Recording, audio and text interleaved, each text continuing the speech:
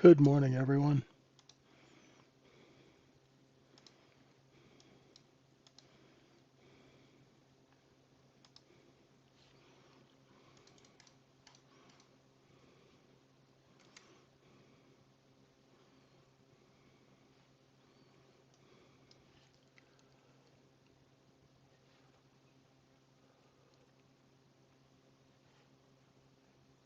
Good morning, good morning.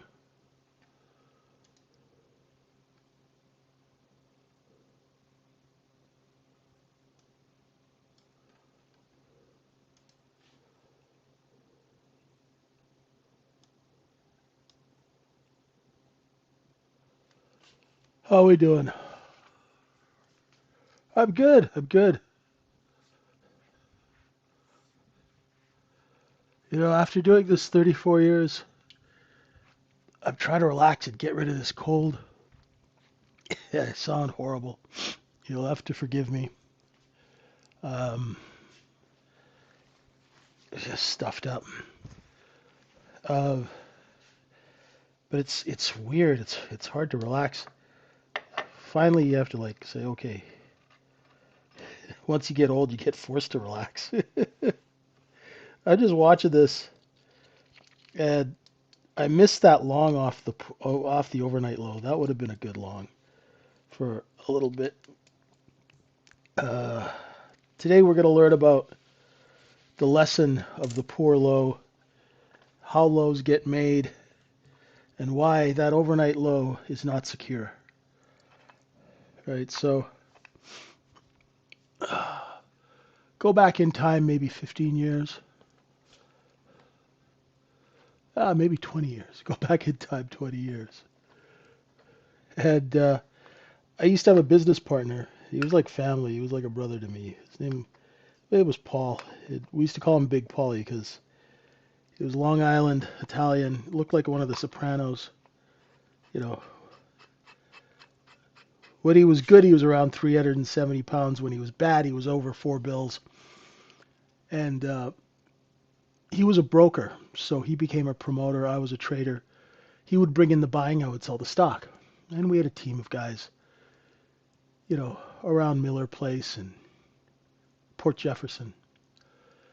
And, I'd be running trades and we'd be on the phone all day. So his wife puts him on a diet and buys him this trampoline that he jumps up and down on in the office. It's supposed to be healthy. So I'm like, this is not going to end well. So just like this poor low here, right? What we have tonight in Globex is a 67.92 half poor low. And I'm going to go show you what that looks like. That means that Big Paulie has not jumped up and down enough here. Because if you come to that 67.95 level and you show it 10,000 contracts, we're going to come into the gap. So I could just imagine Big Paulie jumping up and down on the treadmill. And he was, and then one day we were selling a bunch of stock. And it was going fairly well, and everyone was kind of laughing and stuff. And he decided to get up and he was on this, not treadmill, this trampoline, all right? And you could hear him bouncing up and down on the thing, and I'm pretty sure the guys put it in a corner where it wasn't around anything, thank God. Because next thing you knew, it sounded like the San Francisco earthquake. And he broke the trampoline. The whole thing went flying. He went flying one direction. It was literally like one of the comedic scenes out of The Sopranos. And we're on the phone, and he's trying to get somebody to buy like 100,000 shares of this stock that we're selling. Oh man, it just sounded like, it really sounded like San Francisco earthquake. It was just like boom, boom, boom. And then a whole bunch of swearing, of course, right? So that's what I'm looking at. That poor low is we haven't shown that poor low a big poly order, right? So when I use that term, that's what it means. You picture a 400-pound guy jumping up and down on a trampoline. Let's see how long that poor trampoline holds. Just like that poor low. The reason it's there is because we have not shown it any size, right? In the old days, if you were short a stock and you had capital, right, you had some strength, market makers, what they would do You see, like they'd go and show 1 million shares on the offer and see what the market would do. Now, if the market backed down and ran away, that's great for a short seller, right? So that's where the term show them some size. So we have a 67.92 and a half low because we have not shown that level any size, right? Yeah. Those were good times. I never made so much money and laughed so hard in my life. There's always something going on. Long Island is one of those places where there's never a dull moment. Ugh. Yeah, the ranges are getting tighter because nobody wants to jump in this mess right now, Sadiq. If you look at, you know, you should notice there's something a little different about the chart this morning, right? Unless you've been on an all-night bender, right? Unless you've been on an all-night bender and you're just coming down right now, you would kind of notice that there is something a little odd going on in that chart. Yeah, that is what we call a big-ass gap. That is full of, and the problem with gaps is we don't know what's in them, right? I don't know where the hell the support is until we go down into it. It's like Mariana's Trench, right? What the hell is lurking underneath 67.70? I have no idea, right? So we got to trade it back and forth till then. Now, that sounds great, but the trading tonight has been crap because everyone is short who is short under 66.97. They're like, what do we do now, right? People don't want to go long size here because this is like building a house on stilts and there's no stilt here. There's no support, right? There's no support until we go in and trade it and make it support. You guys get that? That's why you don't want to be going like, oh, I'm going FOMO long, or what do you guys call it? Something like with mold? Mold, hold, huddle, hoodle, I don't know. Anyway, the smart buddy's sitting there going, oh, this is curious. They're like private equity guy. Oh, curious. How interesting. Do you want to get involved? I have a golf game. I'll get back to you in a couple of days. Right? Nobody wants to get into this mess, right? Yeah. Something like that. YOLO, that's it. So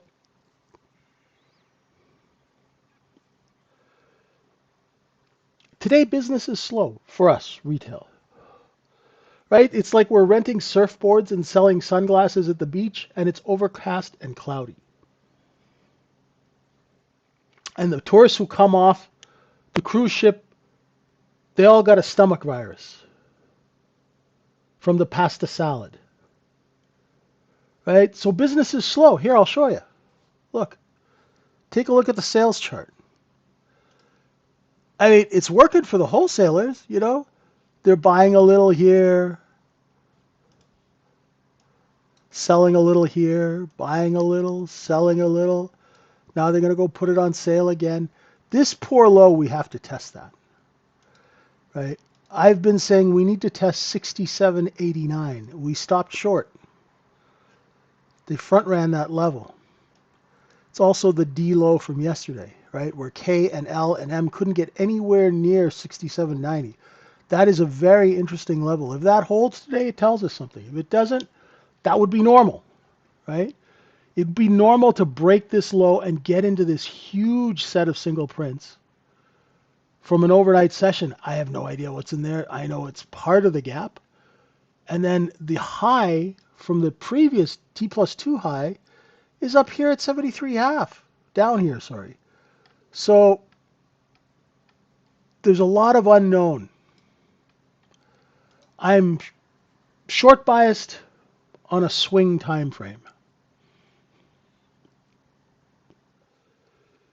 but without initiating. I got to watch. It's been one day, right? I need more info. Remember when, was it Dr. Evil in the Austin Powers when he said, I need the info, right? Right now, I'm not getting much info. I know that shorts are trapped under 67.92 in their bid. And the only way to really trade this kind of chop is to build a little position, sell into strength. Right now, overnight inventory is very short, so I'm not. That's why it's so sticky going down, because it bids. It's like, ugh. Right? It's like in the movie with Teddy KGB. Check. Right? It's like bid. It just keeps getting bid. Right? Because inventory is short, and the shorts are trapped. So you've got like a layer cake, or like that 7-layer dip that you guys have at parties. Does anybody have that anymore? You guys know what I'm talking about?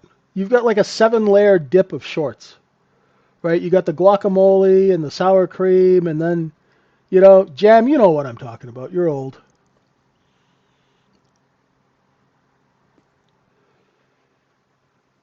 That's what's going on. The shorts, it's like a 9-layer dip of shorts from all different time frames. Right? Yeah, it used to be a hit. But nobody has parties anymore.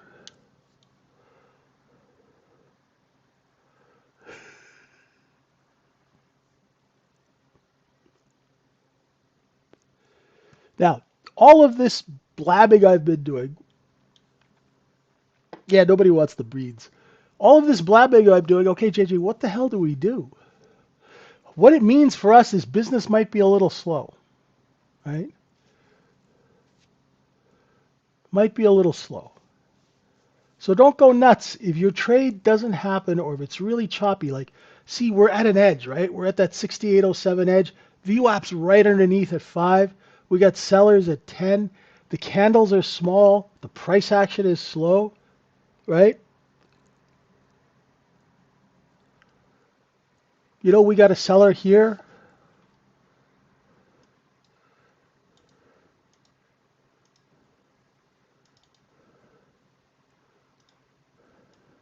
Been selling there for 2 hours, right? They've been selling the 9s for 2 hours, right? That's like having Sal from Meyerson with the offshore call on your offer. And he's hounding you, man. You just can't get rid of him. Every time you offer, he offers lower, right? So you got constant selling pressure in the 9s. It looks underneath 5 and comes back up. So you've got a 5 to 9 cost basis for your pre-market cost basis.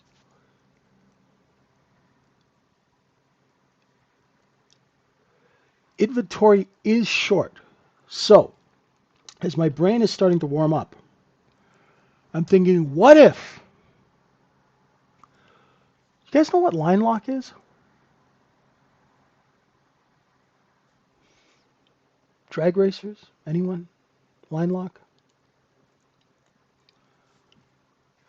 Okay, if we have line lock and we got those front wheels locked up at 9 and we can get the tires nice and sticky, off the open, we could get a pop higher for an inventory correction. Now, that's what I would do if I was manipulating this, right? Not to say that markets are manipulated, but manipulated or not, the mechanics are still the same and the business is still the same, right? It's going to happen naturally or someone's going to create it, right? In these bigger markets, it happens more naturally than not because there's too many participants. So 6809 is kind of if we accept over 9 and we can take out the 11s and we get accepted over 6812, then we'll take this cheap crap here, right, the position, and go sell it here. I would say 17 would be a target. It's not a lot, but hey, if you're long 5,000 contracts here and you can sell 5,000 contracts on the way up, right, you can buy a lot of McRibs with that. You know what I mean?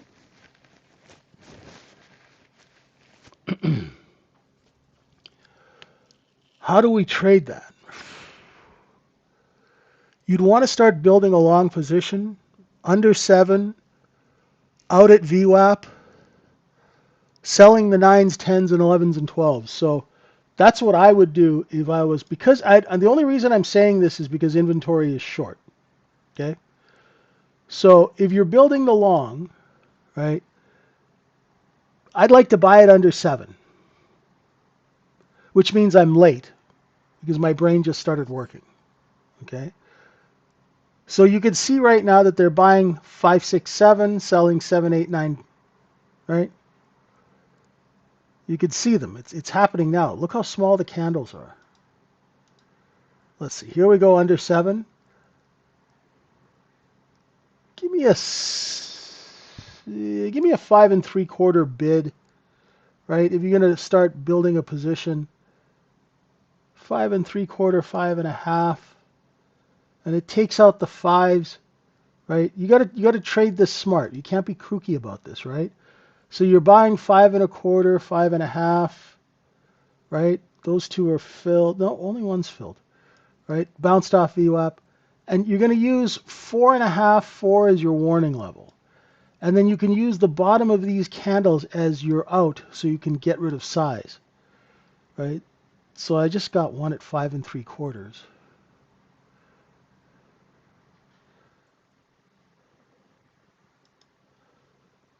So that's what you're doing, right? You're trying to buy them here, and then as soon as it gets up here, if you're long 3, 5, 10 contracts, you know that there's a seller at 9. They've been telling you, I'm here, I'm here, I'm here, I'm here again, I'm here, I'm here, I'm here, right? It's like those people who used to sell vinyl siding when they knocked on your door in the 80s, right? They're still there. So I only got that one contract at 5 3/4. Let me go put a sell order out at 7.5. See if it takes it out. I'm out. I didn't want to size into it. I thought I could scale into it. But I guess I was right. The bid was there, right? The bid was at VWAP and we just confirmed it pre-market. Now let's see what happens. Now just relax.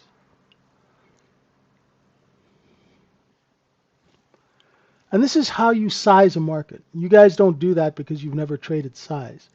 But when you're a size trader, you got to get in there and fish around and find out where the order flow is coming from, what's going on.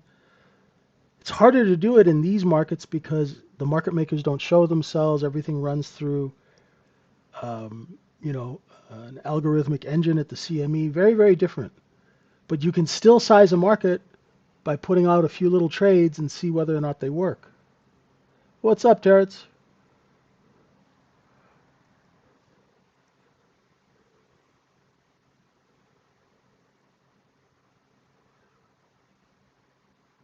Could these candles get any smaller? It's like we're a travel agency and they've got one of those inflatable guys out on the sidewalk moving up their arms up and down, but everybody uses their cell phone to book their flights, so a little slow in the travel agency this morning. What's up, Hex? No, it's two-sided, Hex. So you're joining us a little late, but what they're doing is they're buying under 7 and selling over 7. That's called being a liquidity provider.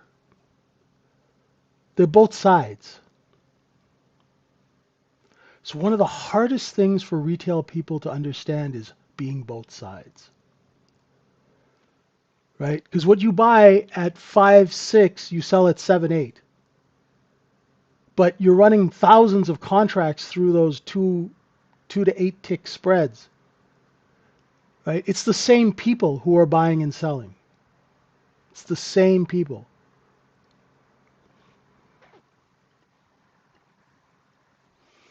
You know, it's like when Meadowlark Lemon would take the basketball and move it back and forth, just to get people kind of dizzy,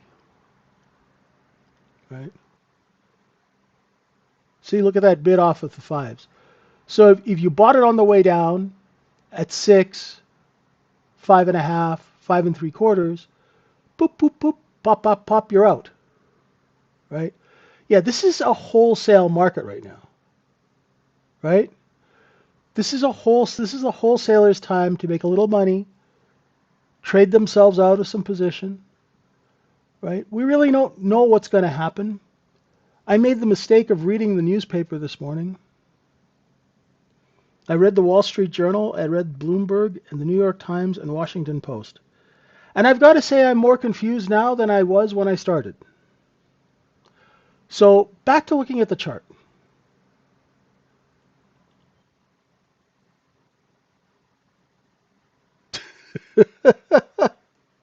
Jam, I blame you. Got me looking at news again. Man, I tell you. Going back to watching cat videos, man. This blows.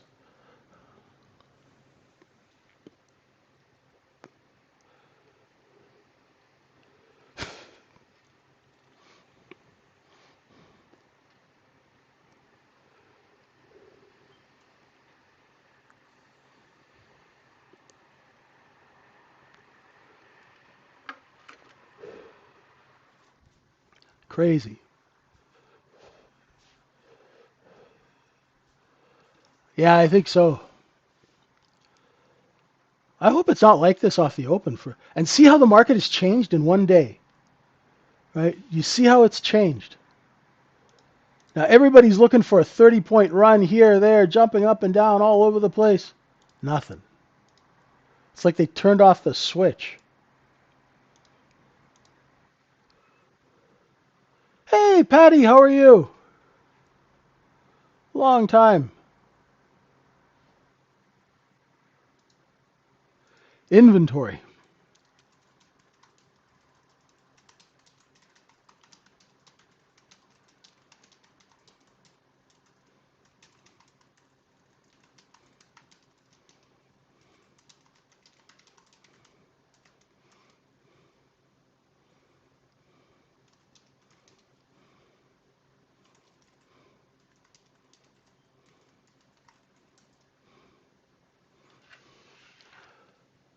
Just the movement of inventory.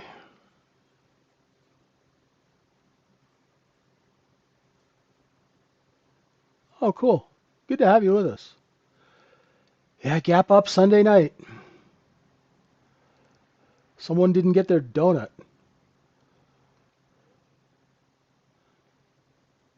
Right. You'll notice that I'm not talking at all about what's going on in world events because I don't have the analytical background to actually understand what the hell's going on. So everything I do is chart based. The chart is right now telling me business is slow. Nobody really knows what to do. Nobody really knows if it's going to happen. But one thing I do know as a trader, as a mechanic, I do know that this overnight low needs to be tested. So one scenario, we take this, try and sell it higher. If that doesn't happen, we come back and tag that overnight low. Or we open, go down, tag that overnight low, do a look below and fail and come back up, grab all of this and kind of do a slingshot higher. I always like those, right?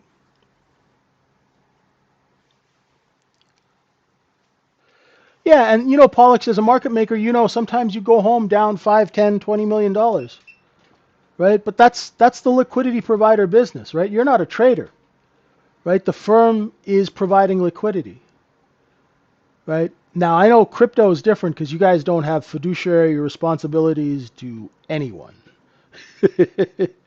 or any regulations for that matter. But I know for registered equity market makers, right, and especially in the old days, they had a fiduciary duty. I mean, they're a buyer. They're not going to tell you where they're going to buy, right? They might buy 100 points lower,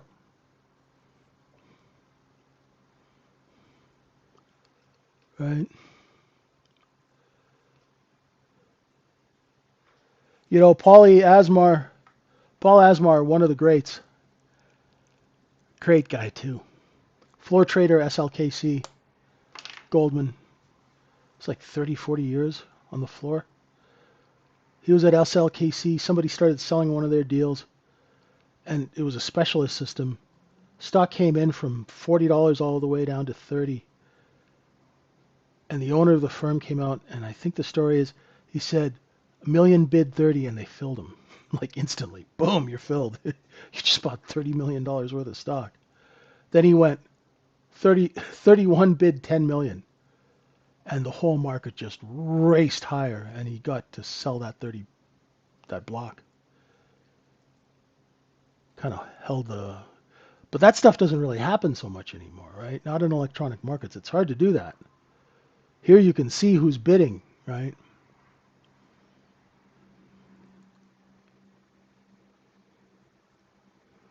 USDTVES.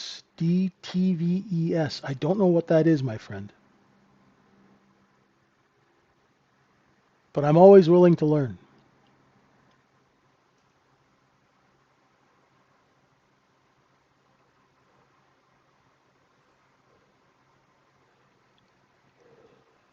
Yeah, crypto's a little different, right?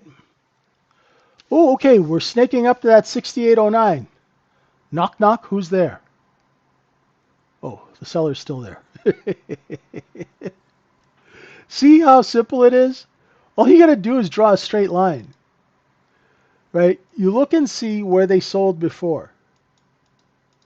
It might look above for a minute or two and come back down, but you can see that there's been a constant seller at 6809. So had you been long 567, why wouldn't you sell 789?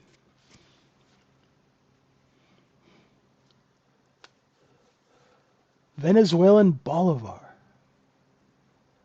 My friend, I have no clue.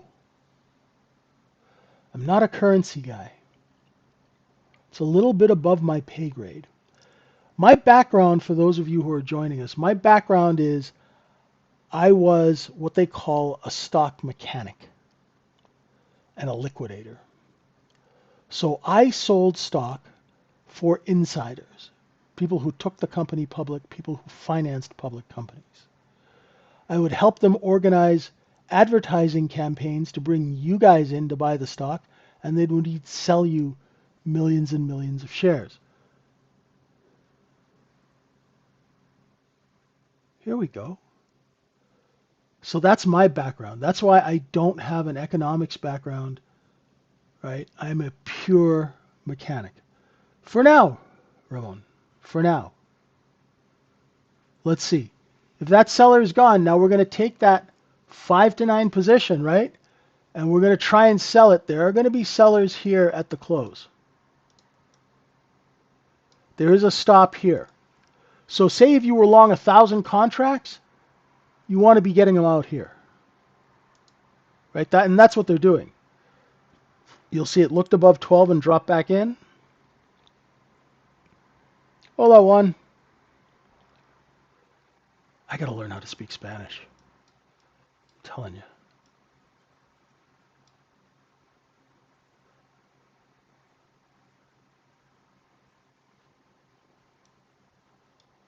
Need AI to help me learn a new language.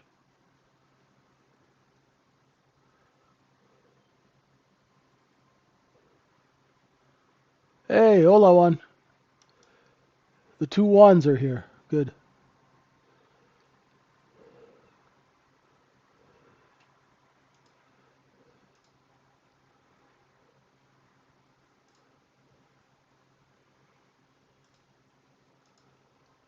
Alrighty.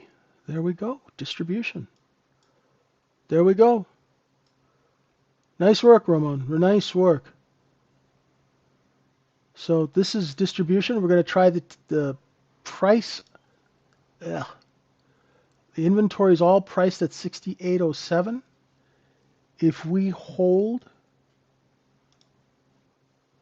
68.12, we're going to come look under 12, and we're going to look for bids. If we can bid back and you can buy the 13s, right? Buy the 13s, your stop 11 3/4, 12.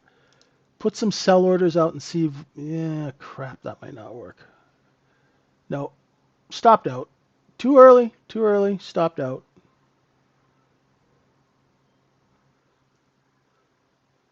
I spoke about it quite a bit, Josh.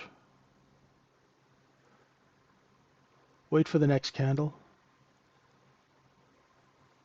Right, that was lack of discipline on my part. Trading the first minute candle. Got a little too big for my britches. Right, looking for that 10-9 bid now. If we hold that position, we'll turn and move back up.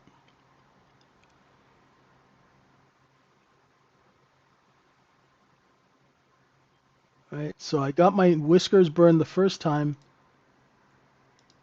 Pick it up a little cheaper the second time.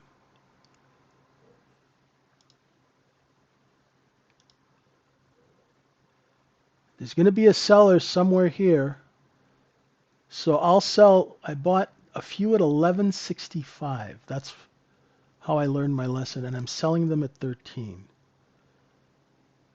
So I'm paying my penance, and I'm flat. See, that's what I should have done, right? I bought these 12s, 13s. I got stopped out. So I waited until it came back, looked below 9, and came back up. Right? It's okay to be wrong. Just learn from it. Right? What did I learn this time? I learned discipline. Right? I jumped the gun. Right? That's my thing is I always go in too early. That's that part of me that, you got to hit the bid first. You got to sell the stock before anybody knows you're even there. That is so hard to control sometimes. Right? And I worked on it. And when I first started working on it, I wouldn't trade, so I would just not do anything. I would just sit there and watch the trade go by. Anybody ever have that happen? Right? Because you know that you go in too fast, and then you try and slow it down, and then you slow it down so much that you actually don't take the trade. Right? Sound familiar? Or am I the only one? Right? Until you learn it's okay to be wrong, and then try and learn from that being wrong. Right?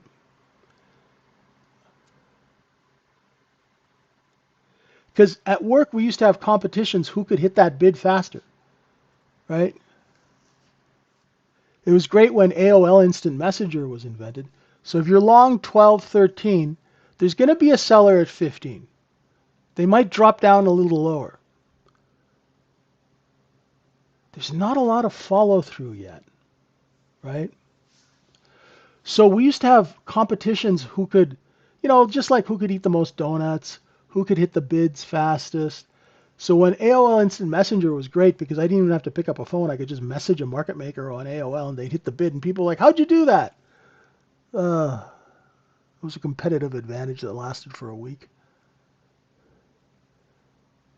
So if you're long 12, 13, put them out, put them out. There's that 15 seller. Hello.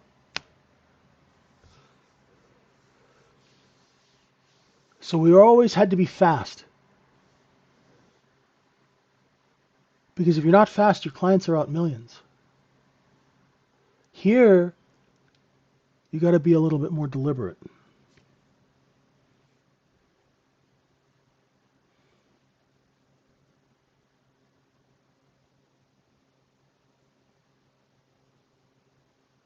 How many people do you think have been chopped up on this open?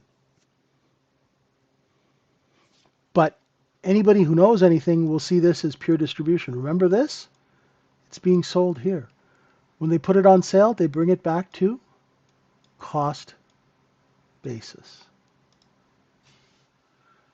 Right? They bought it between 5 and 9. They're selling it between 10 and 14, half 15.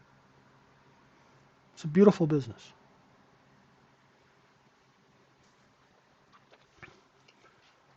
Not great for us trading.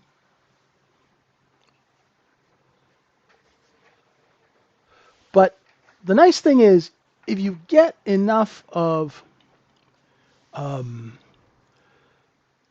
this kind of trading can be really, really profitable if you get decent order flow. Sometimes you get that perfect mix where it just goes back and forth and back and forth, and you just can put on some music. And if you're not, like, if inventory is short, you don't want to be a shorter. When inventory is short, you just do the look below and fail.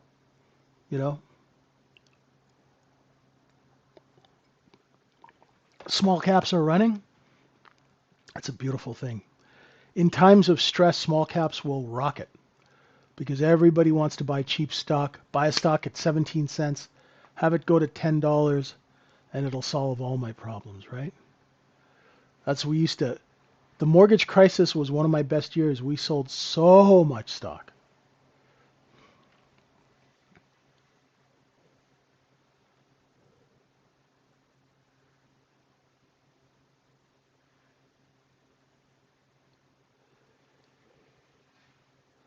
Because, Attila, you don't have the luxury to see if your trade works. We need to do a phone call. I owe you a phone call. You don't have the luxury of waiting to see if your trade works. That is a luxury for traders who are more skilled and have a lot more money. Right? See, if you're trading prop, at some firm and you're down 20 grand on a trade, they don't care. That's nothing. That's like breakfast. Right? But in a personal account, if you're down 20 grand, you just can't afford. That's why we train you to get out of bad trades very quickly. Right? And you'll make it up on the next trade. Right? But we train you to get out of bad trades quickly, because what if it doesn't work out? And you add to it, giving it more time, right? It's like you got a bad idea, right? Like when you're a kid, you always got a buddy who, hey, let's light this on fire, right? And that's a bad idea. And then he lights it on fire, and then he goes, hey, let's put some gas on it, right? So once you have a bad trade going, Attila, you don't want to add to a bad trade. You want to get in the habit of getting out of it very quickly. Because the quicker you get out of it, then you can start redeploying your capital in a business idea that does work. Got what I'm saying?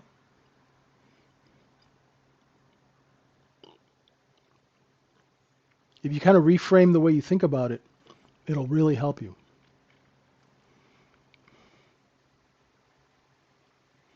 And the problem is with this market, in this time right now, right? If somebody tweets something right now, this thing could drop one way or rip up the other way 40 points in 1 minute. So if you're letting something work, right, and you get a big move up or a big move down, your stop might not be honored at the price you think you want, right? Just because you're long at $5 and you got to stop at 450, if a big move comes in and there's no buyers at 450, you will get filled at the next available price. That's why in these markets, do you notice how slow it is? Do you see how slow the price action is? Because nobody wants to put on size in this environment, because we had the stuff yesterday and we don't know if that's actually going to be true today. So if you were managing money and had people that paid you to manage that money, you have a responsibility to them, right? So you're not just going to go balls to the wall, right? You're just going to sit and go, okay, I'm just going to sit and watch. And, let's see. So for me, that poor low, right? Because you could see that there is a seller at 16 and 17. It's capped, right? And we told you that this would happen before the open, right? We called it before the open. Take this and go sideways, right? Go west, young man. Accumulation, distribution. Now, if we can go sideways long enough, right? And if enough people have shorted it under 10 and added to their short at 13, right? If we take out the 17s, you're looking for 22s. Okay?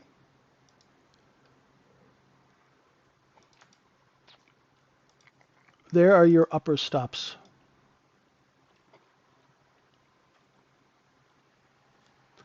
This could be,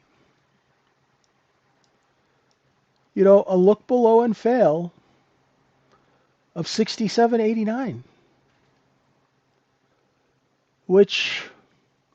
but it's too early to tell yet, right? We looked below in the overnight. We looked below yesterday just for 1.5 hour period, right? Here it is. Here's that half-hour period. It came down here. Deep period. Poop. Stop short. Boom. Bid, bid, bid, bid, bid. Poor low. Bid, bid, bid, bid, bid. Right? We can't get down to the point of control of the overnight. So they've got like, who's that wrestler who had the camel clutch? They got the camel clutch on supply right now. Right? We'll see who the old people are in this room pretty quickly here. Right? You can't even get down and print the POC, so they stop selling when we get to 68.09. Right? Nobody remembers the camel clutch?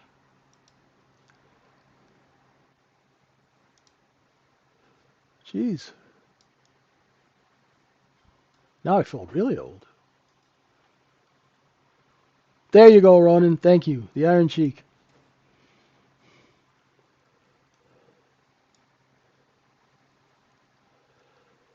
Here we go. That's a short covering candle right there. Those are the people who shorted under 9, added to 12.13. At 15.16, they realize, oh, crap, we got to cover. Now, the only thing that's helping them is that 17 seller is still there. Right?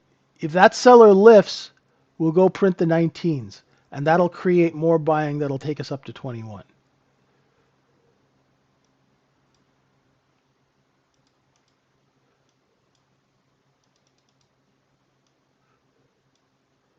Remember, inventory is short. Right? The price action sucks, so you really don't want to buy a breakout because you don't know if it's going to work, right? You see how it's chopping around at the high of the range, right? There's no push. Here we go. Come on. It heard me. Come on. Come on. There you go. See how it printed the 20s and then dropped back down? That's not strong buying. But it's enough to get the shorts. Remember I told you, they shorted, they added, they're all racing to cover. Right? If they keep racing to cover and you pull the supply, we'll print the 21s.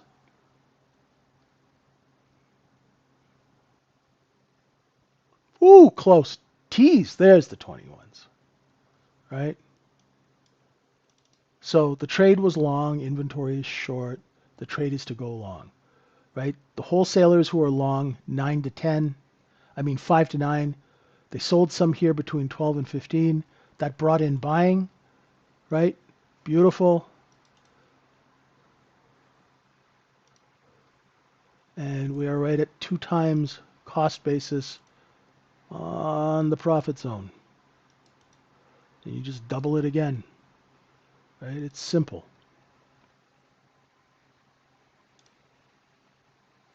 Car. I don't know what that is. Houdini. CAR. Oh, Avis. No way. Are they holy? Look at that. Leaping lizards. Well, isn't that a nice short squeeze? Beautiful. As they say in the UK, beautiful plumage.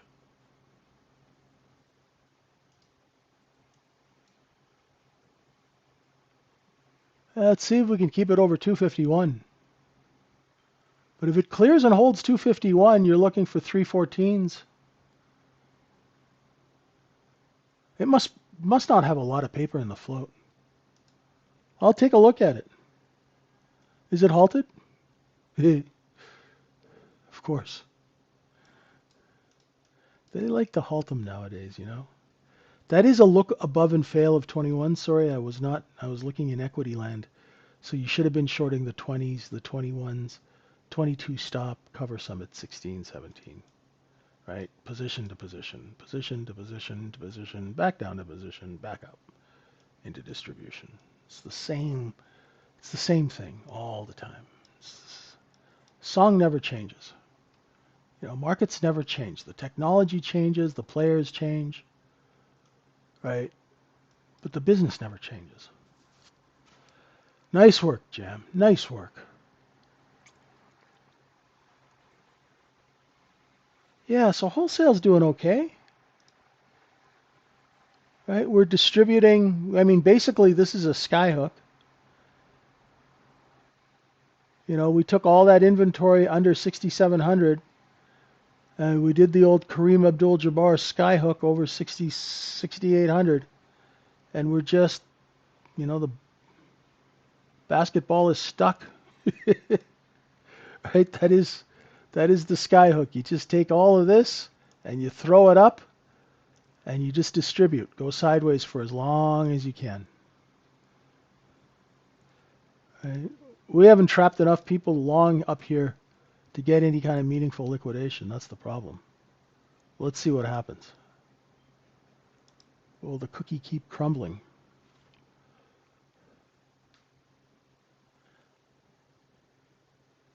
It's funny you bring up that Avis. I was watching this thing on Joe Kennedy, and one of the first big operations he did was the short squeeze of Hertz. And he short squeezed that stock working off of telephones in the Waldorf Astoria. Pretty cool. Then he turned around and cannibalized the stock. Bit of an alligator, that one.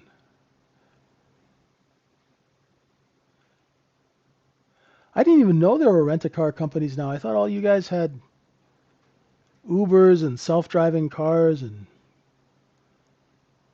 flying AirPods and all sorts of stuff. Okay, where's our next trade? So if you're short from the 20s, 19, 20, 21, cover a little bit here because the position's down under 15. Right? You can put some 15 bids in and see if you get hit. Here we go. Oh, bastard. Stopped at 15 quarter. Come on. Give me a 15 flat. Come on, give me a print. Come on, you want to. Don't be like that. There we go. 15 print. Beautiful. Coming to that 14 cost basis, the offer should lift unless there is competitive selling.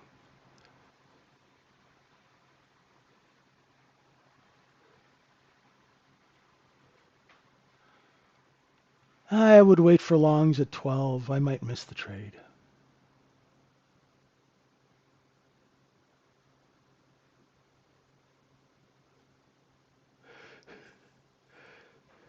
The thing is, S-Pill, I can't believe your wives wanted to watch Wolf of Wall Street. There's the bid, right? 14 to 18. Nice. So now do you guys see how inventory and cost basis work? Right? So I said if you were short here, you want to cover here because the cost basis is here. We came right to the cost basis, stopped, lifted the offer. Beautiful. The thing is, that was nothing compared to what those animals did when they got out of that place. At least they had a zookeeper with Belfort. When that place closed down, it was like having a zoo full of predators. And all of a sudden, the zoo shuts down and they just let the predators out. They let those predators out into financial markets. Oh my God. They did 100 times more damage than Belfort did in one deal. I know, I used to trade for them. Savages. They were pure savages. Still distribution, my friends. No clear trade yet. If you are going 14 long when it drops down, wait till it drops down and comes back up over 14. I'd rather wait for an edge myself, and that's kind of boring, isn't it? What's going on in what's up here with the coin of bitterness? 70,800 down $200.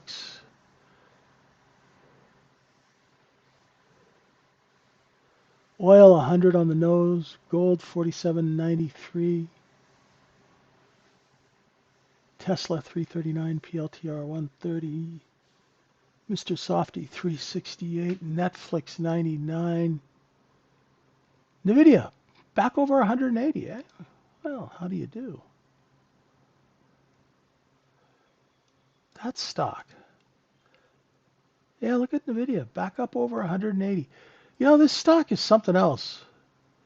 It always returns back over 180. Doesn't get very much far away from that distribution. That's some sticky buying, man. Some serious buying retention in Nvidia. That means the people who buy it actually like the stock. They're not just flippers. There comes 12. Look below and fail of 12. I gotta wait 30 seconds. My doctor says I have to wait until it regains 12.13 to go long. And it would be best to wait until the next candle. Might pay high. But I'll let the large traders work out 12. And it's a good thing I did.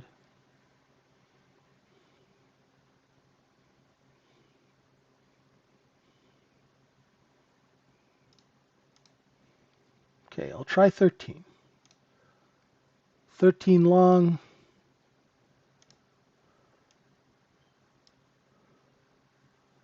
Might be early. Might be early. Long 13. Oh, put a 14.5 offer out. Did not get taken. Come on, you dirty rat. Come on. Come up. Okay, sold one at 13.75. This is not the greatest trade. And I'm flat. I'll take it again. See if it can get its act together here. There we go.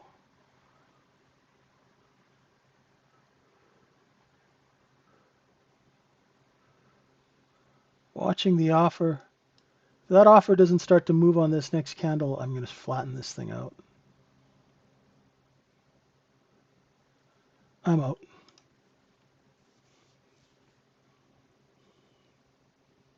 Yeah, that was ugly.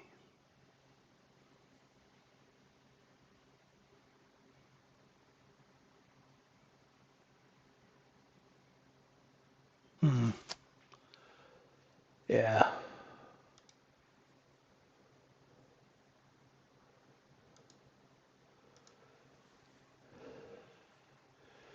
You have to have your plan there, Rebel. Your plan has to make sense, and you got to stick to your guns.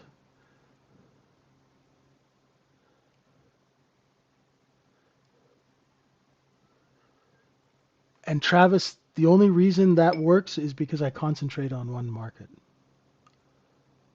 So you can tell that I know the ES is kind of a bit grouchy today, right?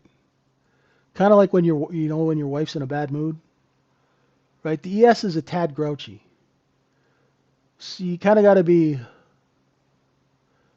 What did Dick Cheney used to say? Soft touch, gentle touch. Right?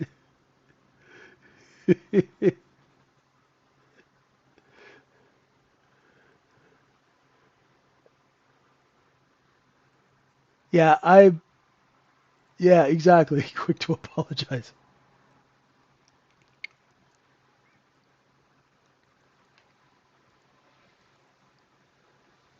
We're still distributing, but you had to put it on sale.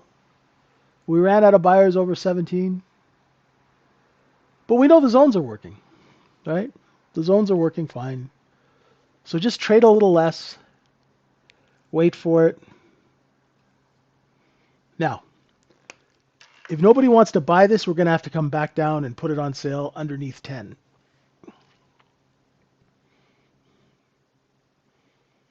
Let's see what happens.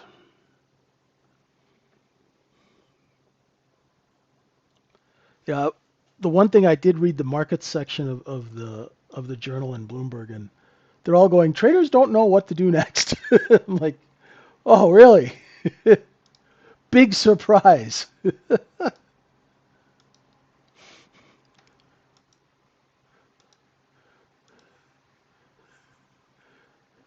And you're seeing evidence of that. So the wholesalers and the speculators, they know that the range isn't going to be big because there's not a lot of players. So you make what you can, right?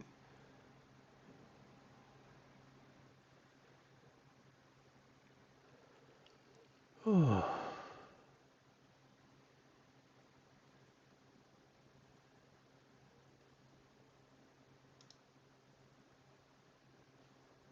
it's a slow day.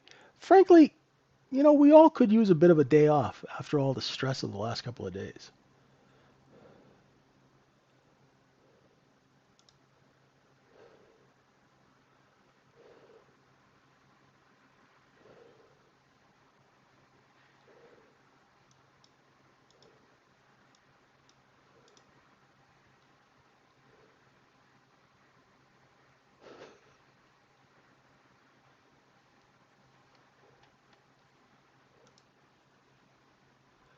Hey, anyone read the SpaceX S1?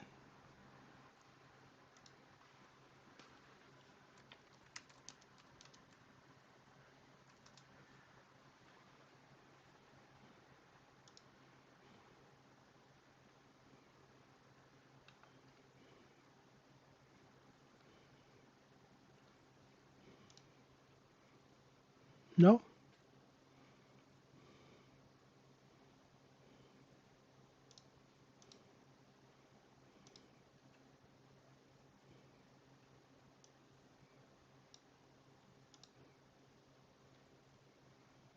How do you confidentially file an S1 registration statement?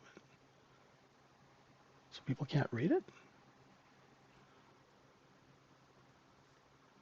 No, they filed on April 1st, but it's a confidential S1, which I've never heard of before.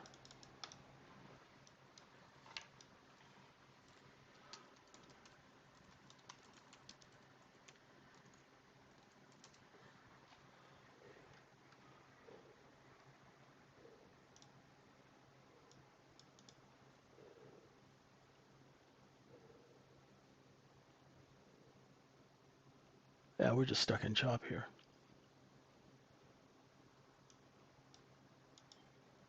Oh, they're not going to file an S1 until 3 to 4 weeks before the IPO. Okay. So we can't read the S1. Gotta love the mystery, right? Sell the sizzle, not the steak. Classic.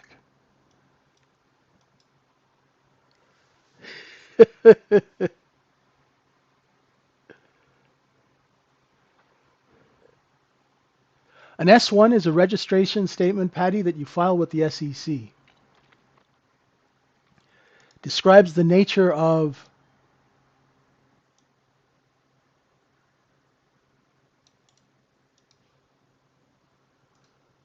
your business, risk factors, all that stuff.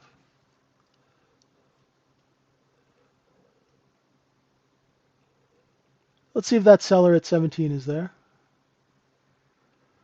If you did the look below and fail of 12 again, please make sure you pay yourself, right? We always want to get paid, right? That's the big goal here. Get paid, even if it's a little bit, right? Because it adds up.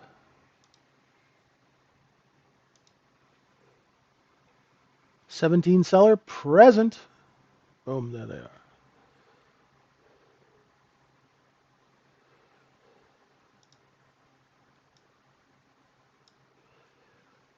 Whew.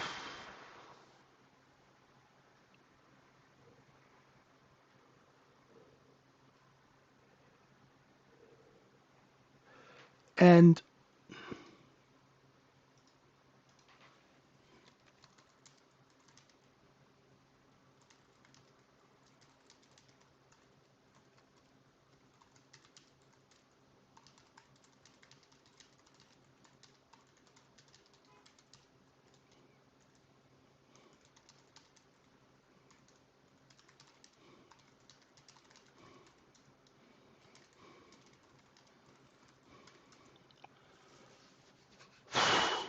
Sellers at 17. Let's see if we go back to 14 or drop down under 12. Sorry, folks, it's boring as heck today, isn't it? It's what happens. Everybody had a party, and now it's the hangover phase. Right? Perched on top of that 200-day moving average. Let's see if these gains hold.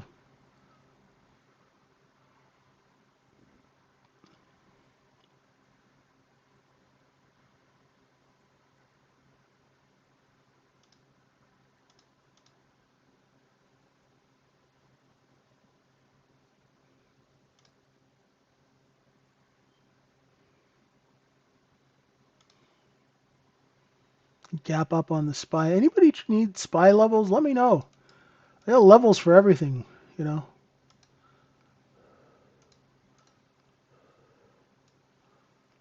Good golly, this is slow.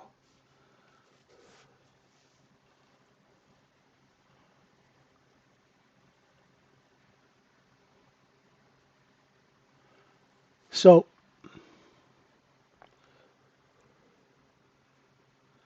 what's going through the back of your mind right now? This is all cool and everything, right? But what should be going through the back of your mind is, you think we'll get down to that overnight low? That overnight low should be kind of haunting you, right? It's in the back of your mind. It's haunting you.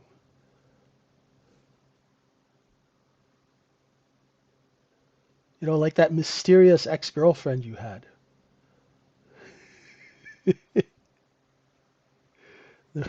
It's haunting you back there, right? So let's see if we can get down there. I don't know. I don't trust it, but I'm not going to short when I see position, distribution, distribution, little sale, more distribution, right? So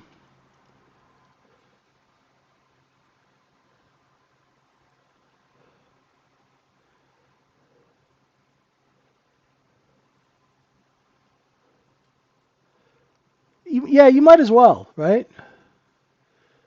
You might as well use tight stops because it's pretty mechanical and you know, it's not bad. Just don't go in for a lot of size and you should be able to clip in and out of 2 or 3 contracts here or there.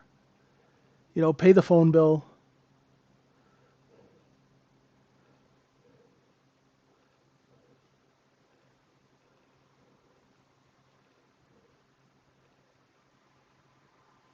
You know, you do like 2 or 3 trades, Jam, and that's kind of like new lawnmower money. You could just get rid of all that stuff and go buy yourself a Honda. But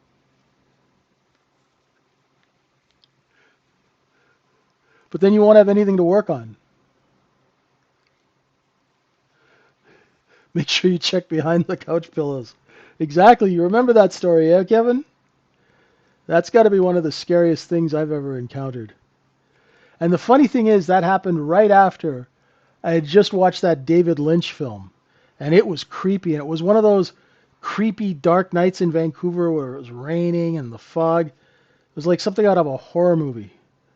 And I was going to be like the main subject of the horror movie.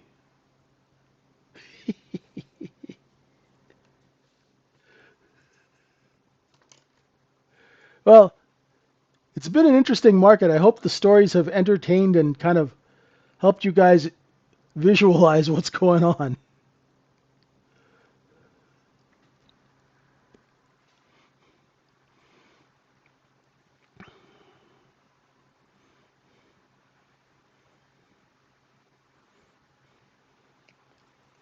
I'll go try the 21 again. Let's see.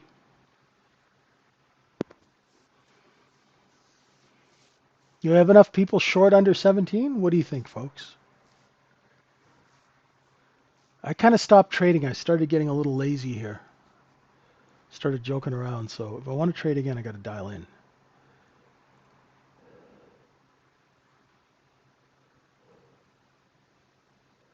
Is this just one big short covering candle, or is there any follow through? Right? That's what you're asking yourself now. Do we stay over 17? Right? If we have follow through buying, we'll stay over 17 and go try the 21.5 again. If there is no follow through buying on the next couple of candles, we'll get back underneath 17. And actually, it's choppy as hell. Not the greatest trading day, but it's a good day to learn about inventory. It's a great day to learn about accumulation and distribution. So if you are new to this and you're wondering what the hell I'm talking about, right, I would really ask you to give us a shot at the Trading Syndicate. You know, we teach real people how to make real money and not blow up their accounts. You know, we got a 3-day special going. Come in for 3 days, right? See if you like it. Worst case scenario, you pay 19 bucks for a month. And I promise you, if you're with us for a month, we'll teach you how to make some money. We'll teach you how to stop blowing up accounts. As soon as I get rid of this cold, I'm going to be doing a course on investing and how I look at investing.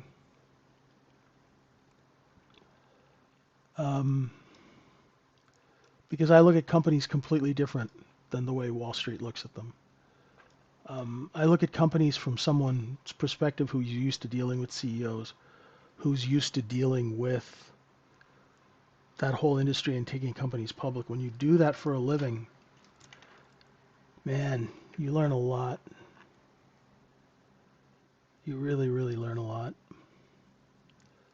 You know, you see how CEOs, how they spend money, who runs a tight ship, who throws money out the window, that kind of stuff. It's important. Who issues themselves and their girlfriend a whole bunch of free stock. You know, those things are important, right?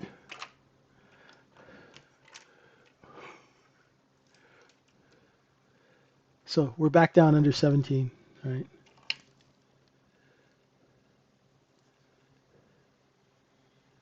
Not enough to sell. Heavy.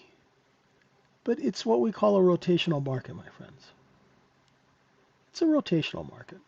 That's okay. That's okay.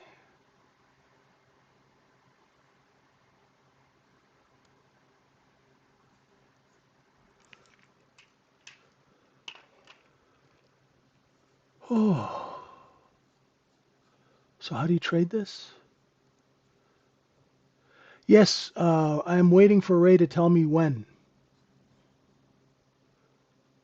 He does all that scheduling. He does all the hard work. I just show up. I just show up and look ugly. Ray and Steve do all the hard work when it comes to that stuff. I just pop in.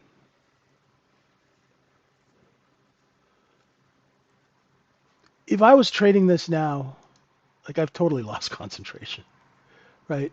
There's your balance, right? I'd be doing the look below and fail of this, look above and fail of this. And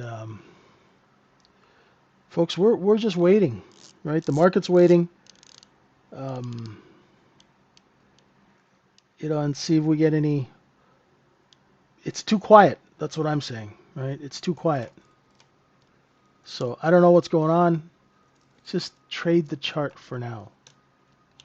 Right? Trade the chart for now. Don't get all wrapped up into theories, right? Because the chart's telling you we're going sideways. The chart's telling you we're distributing, right? So how you trade that intelligently is just go with. So as we come down to 12s, right? If you're trading this and you want to look below and fail,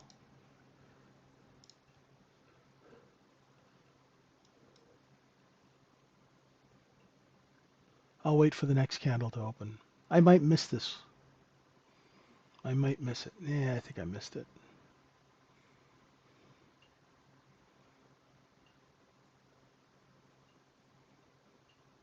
Right, I always like to wait for the second candle. because this first candle tells me where the seller's going to be, right? So this first candle is telling me, oh, there's a seller here, right? Because when a market liquidates, you want to know where they're going to sell into it again, right? You guys with me? So now I know that there's a seller at 15. So on the next candle open, right, if I'm buying 13s, right, if I can get some under 13, that'd be great.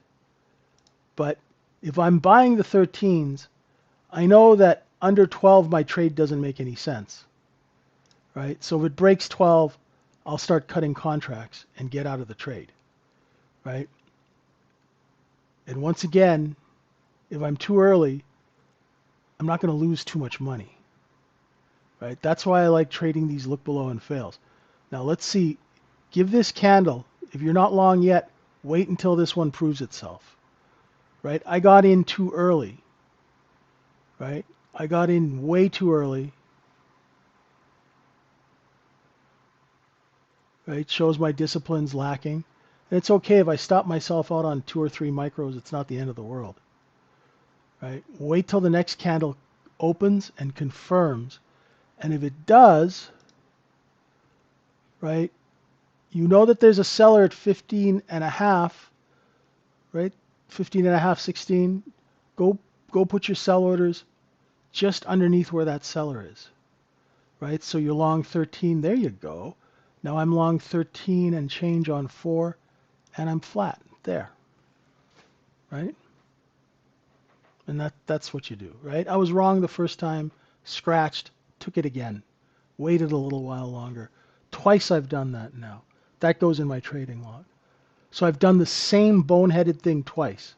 Luckily, it hasn't cost me too much money because my risk was tight. You guys get what I'm talking about? Both, and then I used those mistakes to set up for the next trade. Right? It's kind of like getting punched in the face with a couple of jabs, instead of just taking an uppercut straight to the jaw. Right? Sometimes you're gonna get punched in the face trading. How do you react? Do you freeze or do you learn from it and adapt? That's what we teach you at the Trading Syndicate. We teach you how to do this, what I just did. We will teach you the process of how to do that so it becomes like breathing. So you're not going to be stuck. You're not going to be like caught like a deer in the headlights when things go wrong, because things always go wrong in this business. So you have to train yourself how to react when things go wrong. All right? And the old voice is starting to go. I thought I was going to try and do another session today, but folks, I'm still this cold has just got me. I'll be back in the morning. If I see anything, I'll be putting written descriptions in the JJ commentary section, just because I don't want to lose my voice before Friday. We still got a day of work tomorrow, so I gotta be smart. Thank you, everyone. Have a great trading day. Be safe out there. Come see us at the Trading Syndicate. We will teach you how to do this. Right? Thank you so much, everyone. Appreciate your patience. And we'll see you. I'll check in a little later. Talk to you guys in a bit. Bye for now.